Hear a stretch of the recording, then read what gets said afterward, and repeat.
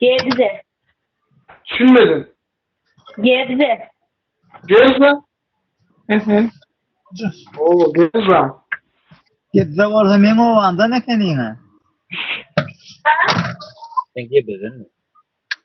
Gebden ismi. Gebden tapyan mı sen? Gebze'den ne? Gezme hem insan yeri var ama tabii İstanbul yazdı adam. Gezme diyen gezme var. O zaten küçük ama. Öksem. Tamam bol be. Sarşın yanından mı? Niretinden Gebze'den? Ha?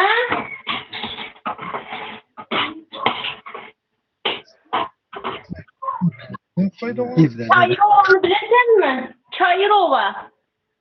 Evet. Biliyorum. Tamam. Bana hangidir bana izin?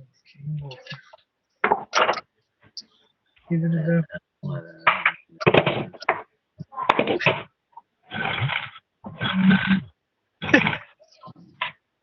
Ya zaten.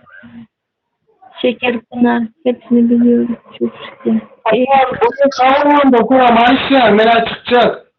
Hoş meyle. Daha yapacağım. Ya canım. Oturan biraz katarak görek gider mi?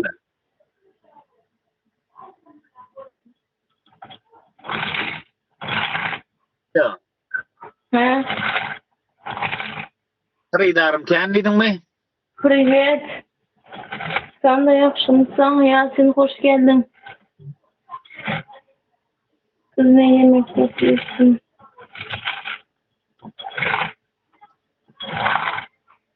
Biraz karışın var şimdi bekleyin. Aleykümselam. Babuş hoş geldin.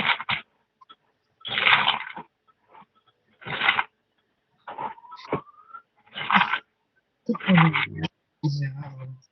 Hayır. Sizi bırak. Dur sen. Tutmanın başına. Nur. Hı? Bar olacağım harma Navruz.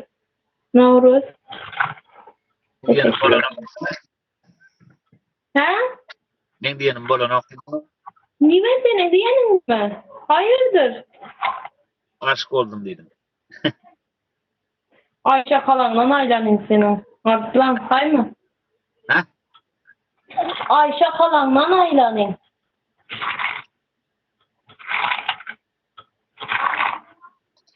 O